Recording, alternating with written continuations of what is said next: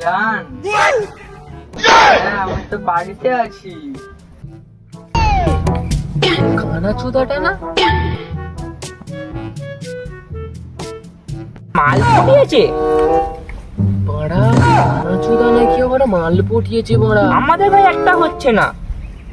কলটা একটু ধরো তো।